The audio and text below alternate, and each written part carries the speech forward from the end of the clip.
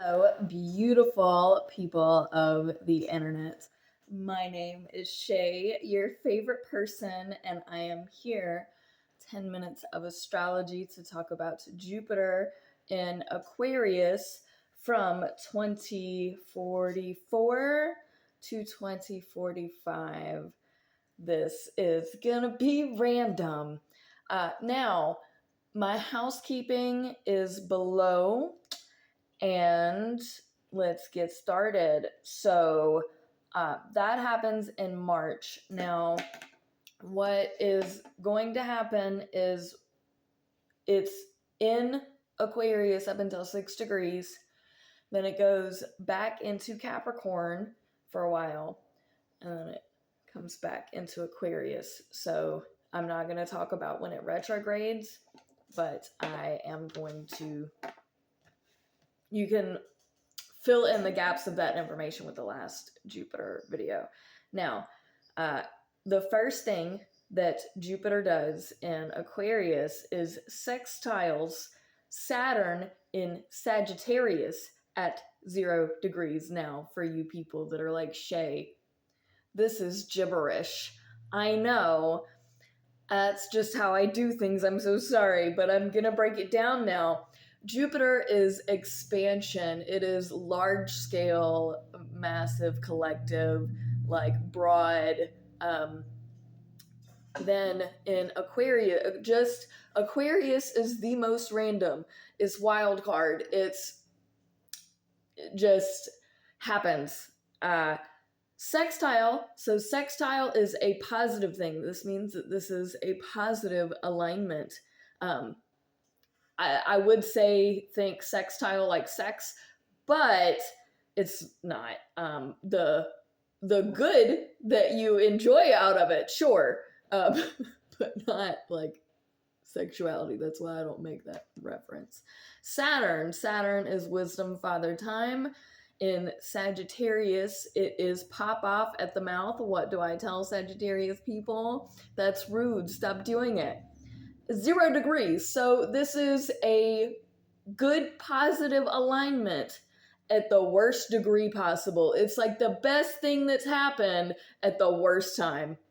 So that is between the two of those. It is now Saturn doesn't need to be in Sagittarius. Jupiter is absolutely comfortable in Aquarius. This is a form of mutual reception because the original home sign for Saturn is Aquarius. So the positive in this, and a mutual reception is the planet basically they energy swap. It's like a universal energy swap when they're like at just the right spot to be able to kind of get comfortable where they need to be comfortable so that it makes it a better it's like again another wild card thing that we astrologers just interpret.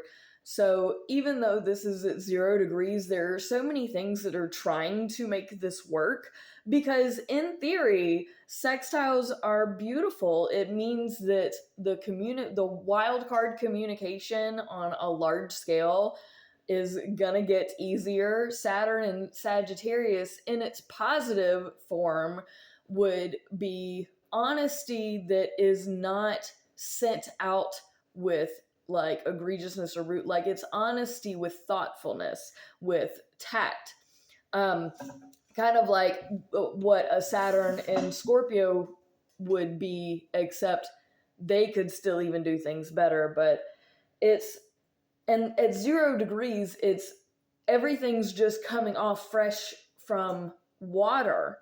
So Saturn coming from water in Scorpio, and Jupiter coming from Capricorn, that earthboundness that had just reached its peak. So with everything said, even though I don't typically like things at 0 degrees, if it's got to be at 0 degrees, this is a beautiful alignment to be at. Again, it's the best thing that could happen at the worst time. So then we have a semi-sextile to Pluto in It's now in Pisces, so you're going to have to go way back to the Pluto video, back to the beginning. At the very end of that video, I talk a little bit about Pluto in Pisces. That's transformation with the ethereal.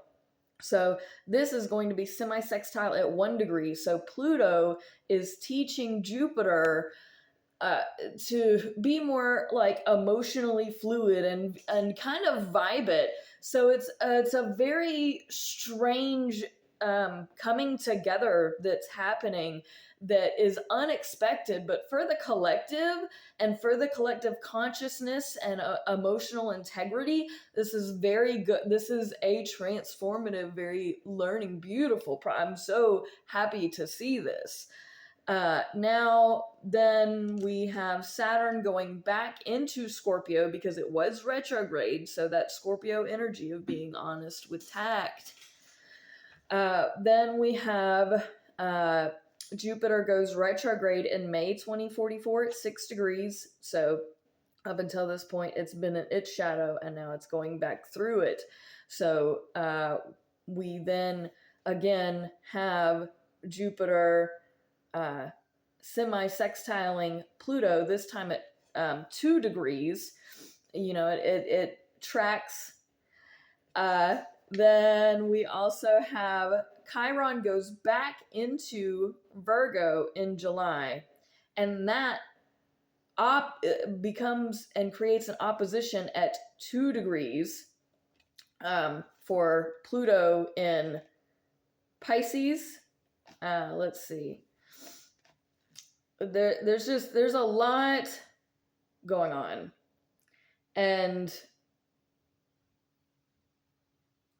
so this opposition is, I'm looking at my notes and I'm going, what direction is this gonna go?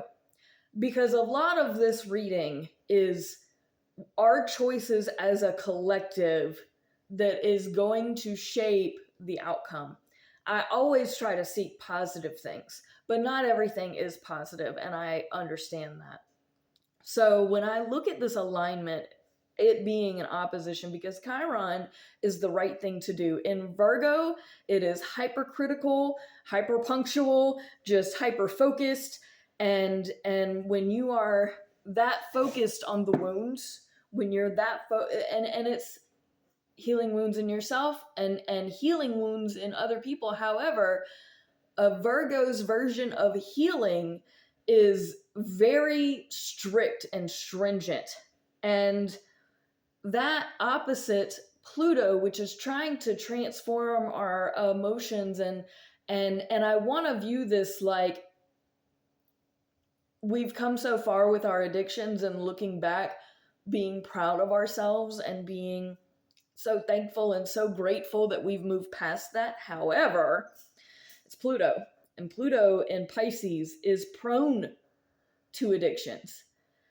And I don't know if maybe the stress of healing leads people back down into that type of, or if there's a new addiction that comes up. So that's why I'm very sensitive about, because a lot of people, I don't know about the rest of you, I'm going to share some personal real quick. A lot of people in my family struggle with major addictions. And so when I see an alignment like this, and how much growth and change and transformation and hope we've had up until this point, to potentially just say, screw it all, and just backslide completely, because what does it matter? And I get it's easy to be cynical. So I'm going to move on from this alignment. Jupiter then goes back into Capricorn August 21st, or approximately 2044. And then Jupiter comes back into Aquarius November of 2044. At 0 degrees, we have that semi-sextile to Pluto in Pisces again. So it's beautiful bad timing again, just in a much different way. It is transforming, it is emotional, it is heavy, and it is a lot, and it's growing, and it's gonna get bigger. And because Aquarius is the most social sign, they're the sign of friendships and the collective. and Jupiter is the expansion. I'm hoping that we are expanding our morals, but the reality is that we are probably expanding, or at least I hope that we are expanding our ability to weed out those who are immoral. That's what I'm going to hope for with this. Uh, then between 0 and 3 degrees, when Jupiter comes back into Aquarius, it stays sextile to Saturn in Sagittarius. This is very beautiful. This is a very positive alignment. So Jupiter, again, really big social stuff. So a lot more big gatherings that are going to be happening between all the peoples, which is just so harmonious. Saturn in Sagittarius, because of the mutual reception here, I mean, this couldn't get any better, right? Like, this is the right thing to do. Everywhere, it just is shooting off everywhere. It's like fireworks. It's all the sparkles. It's, this is probably the most beautiful alignment I have ever witnessed. And I'm not, but just reading this now, we do have Saturn and Pluto square each other at this 0 degree mark, which is a major ouchie. So Pluto is transforming. Pisces is the most sensitive sign, even though Cancer shows its sensitivities most and Scorpios hide their sensitivities most. Pisces encompasses all of the signs combined sensitivity most. So those square Saturn in Sagittarius. Now, you can go back to my Saturn and Sagittarius video to get more in-depth understanding of what Saturn and Sagittarius is. But this alignment, this square, is massive. It is really difficult. It's a hard pill to swallow because Sagittarius pops up with the mouth all rude, and Pisces takes it way too personally. And Saturn is very rigid. So Saturn and Sagittarius really don't give up. Like, it's none. And Pisces gives it all and has it all and takes it all. Anyway,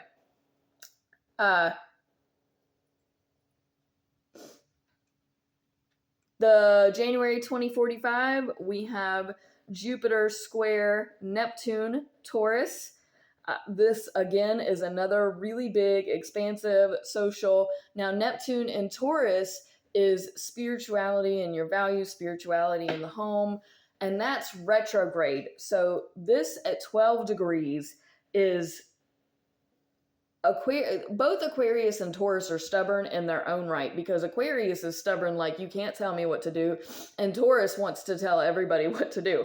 And Neptune and Taurus it's my spirituality, it's my beliefs, it's, like, everybody is in on themselves, and it's retrograde, so, like, you're wrong. And Jupiter likes being, not saying that Neptune doesn't like being in Taurus, but this, with all the other intensity going on, is like, let's shake the foundations and not give a, like, this is also, I believe, climate change type territory, where we're starting to see the effects of the pollutants if we don't fix it sooner. Now, this is, again, really big social. It looks like it's up against like religious configurations, like homes of like churches and stuff. So it looks like it's the collective kind of against establishment, and it's like spiritual warfare territory. Then we have Jupiter at 18 degrees in conjunct Chiron in Virgo. So again, it's another it's social, the big social scale being irritated by the hypercritical need and desire to heal wounds, and that things haven't been healed enough, and you're not doing the work. And then the versa of this is Jupiter and Aquarius going, oh well, I'm healed, like I don't what work, like and so that clash of how much healing is enough, right? Like at some point, but no, Virgo says no, you have it in you. And, for as much shit as I give Virgos, they do have the motivation behind them, the deep down in there. It might be for the better for them so that they can control things, but okay, maybe I'm just still giving them shit. Moving on, then Jupiter opposites Uranus in Leo retrograde. Now, this is the last alignment I'm going to talk about, and then Jupiter goes into Pisces March 2045. Now, this, because of all the other major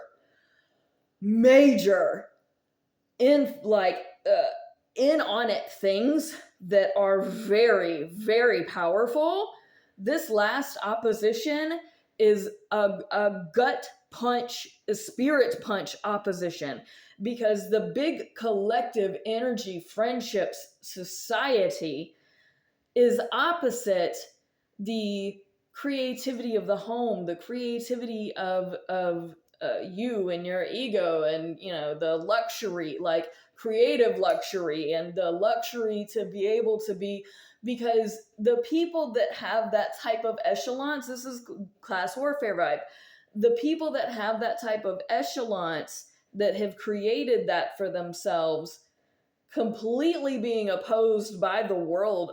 Like the world is going, we don't have that. How about we all try to get to that instead of only giving that to a few? Because that's too much. It's a big, giant, it's gonna be a really, this is at 24 degrees. It's wild card, giant, just they're gonna make up stories, because Uranus is in retrograde, and Leo likes to like not overpromise, but they have more of a, I can't think of the word. Anywho, it ends on a really large note, that, like, we have a lot of decisions to make as a broader community and as a broader society, and I hope we make the right ones. So I know I've gone over my time. It's been beautiful. Peace out, fam. Much love. Press all of the buttons for me if you would. Have a good day.